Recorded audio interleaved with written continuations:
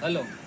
आज मैं आपको बताऊंगा कि जब आप हार्डी वाटर लिली को पॉट करना चाहते हैं तो उसके लिए क्या प्रिपरेशन करनी चाहिए। सबसे पहले है आउटर पॉट। जो आउटर पॉट है वो उसकी विड्थ करीब करीब 2 फुट के करीब होनी चाहिए और जो हाइट है वो 15 इंच मिनिमम होनी चाहिए। ये जो पॉट है वो सीमेंट में और प्लास्टिक में दोनों में उपलब्ध है। मगर जो प्लास्टिक में है वो साफ़ सफाई के लिए अच्छा रहता है, उसका वेट भी कम होता है, तो मैं प्लास्टिक का पॉट ज़्यादा प्रीफर करता हूँ। अब है इनर पॉट। जो इनर पॉट है वो जो आउटर पॉट है उससे थोड़ा छोटा होना चाहिए ताकि हम उसको अंदर रख सकें। ये जो इनर पॉट है ये वो 6 इंच का है और इससे थोड़ा छोटा है, मतलब ये 13-14 इंच की उसकी विड्थ है और 6 इंच की इसकी हाइट है। सबसे ज़्यादा इम्पोर्टेंट चीज़ जो दूसरी है वो है मछली। हमको गप्पी और मोलिस जो फिश है वो उस अंदर डालनी होती है। अगर वो हम नहीं डालेंगे तो पानी में मच्छर हो जाएंगे, मॉस्किटोज हो जाएंगे, तो ये सबसे इम्पोर्टेंट चीज़ है। और इसके लिए ये भी ज़रूरी है कि आप पानी को क्लियर रखें। और एक ज़रूरी चीज़ है सबसे ज़्यादा, वो है मिट्टी। तो कैसी मिट्टी का चयन करें, तो ये ज़रूरी है कि आप चिकनी मिट्टी या नॉर्मल मिट्टी सिलेक्ट करें और कभी भी जो रेत है उसको सिलेक्ट ना करें।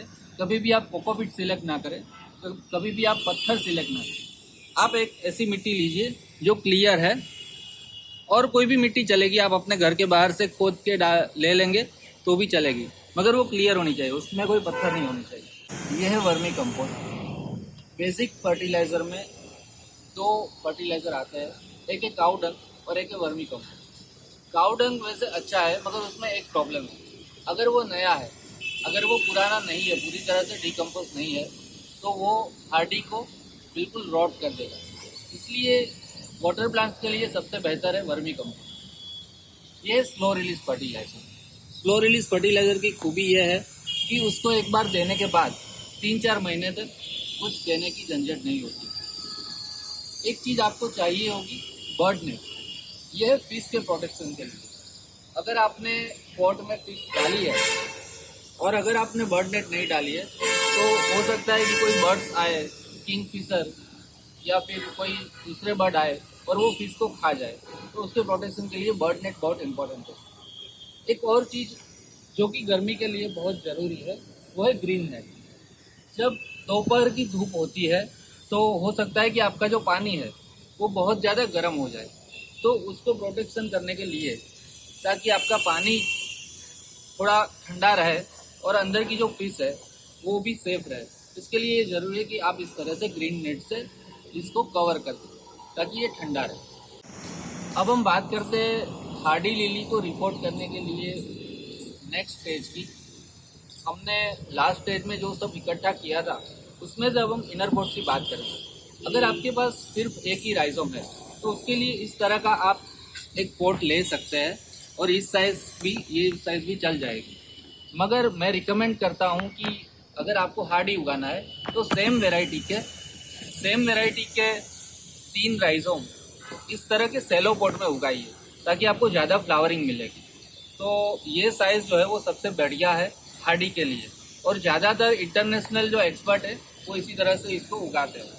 अब इस जो भी ये इनर पॉट है उसमें सबसे इम्पोर्टेंट चीज़ है कि आप उसके जो बॉटम है उसमें इस तरह के सोल्डरिंग मशीन से या और किसी भी तरह से होल कर दीजिए। देखिए इसमें होल है, मैंने इसमें भी होल किए हुए हैं। तो ये जो होल है उसका ये बेनिफिट होता है कि उसके रूट्स जो है वो रूट बाउंड नहीं हो जाते ये पॉट के अंदर, और जो रूट्स है वो बाहर निकलते हैं तो उसको ऑक्सीजन मिलता है, उसको न्यूट्रिशन मिलता है। तो इनर पॉट में ये बहुत ज़्यादा इम्पोर्टेंट है कि आप किस साइज़ को चूज़ कर रहे हैं और आप उसके अंदर बॉटम में होल्स करते हैं या नहीं। अब हम बात करेंगे मिट्टी की और खाकर की। तो जो मिट्टी है उसमें हम ऐसे ही ये मिट्टी में उगाएंगे तो ये ठीक नहीं है। तो हमको जब भी उगाना हो तो उसके पहले 24 घंटे पहले हम इसके अंदर पानी डाल दें और उसको मिक्स करके छोड़ दें। आप उसको 24 घंटे के लिए छोड़ दीजिए, फिर इस मिट्टी को आप यूज़ करिए ताकि ये पूरी तरह सेटल हो गया हो और आपका पानी जो है वो गंदा ना हो। जो बिगड़े नहीं। ठीक है, इसी तरह से आप वर्मी कंपोस्ट के अंदर भी ये पानी डाल दीजिए और इसको 24 घंटे के लिए छोड़ दीजिए, ताकि ये जो वर्मी कंपोस्ट है वो भी जब आप उगाए तब वो पानी की सतह के ऊपर ना आ जाए।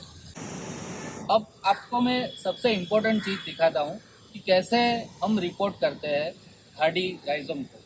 हमने इधर से पहले से इसमें होल्स किए हुए हैं, तो सबसे पहले हम होल्स के ऊपर एक लेयर मिट्टी का कर देंगे, क्योंकि हम ये चाहते हैं कि इसके ऊपर जब हम फर्टिलाइज़र डालें तो वो फर्टिलाइज़र पानी में मिक्स ना हो और ये जो मिट्टी है वो उस फर्टिलाइज़र को संभाल के रखे। इसके ऊपर हम वर्मी कंपोस्ट का एक लेयर कर देंगे, जो कि प्लांट को न्यूट्रिशन देगा।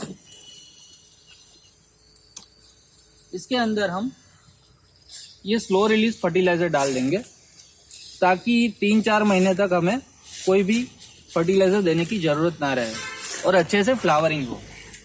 इसके ऊपर अगेन हमको सोइल का लेयर करना है, क्योंकि जो प्लांट है वो फर्टिलाइज़र के डायरेक्ट टच में नहीं आना चाहिए। अगर वो डायरेक्ट टच में आ गया तो प्लांट रॉट हो सकता है। इसलिए हम इसके ऊपर एक सोइल का लेयर बना दे रहे हैं, जिससे कि हमारा प्लांट जो है वो उससे अलग रहे फर्टिलाइज़र से। अब हम इसमें अलग अलग 3 राइजोम उगा रहे हैं। जो राइजोम जो है वो यहाँ से आगे बढ़ेगा, इसलिए हम इसको ऐसे उगाएंगे कि आगे उसको जगह रहे आगे जाने के लिए। इसके ऊपर हम मिट्टी डाल देंगे।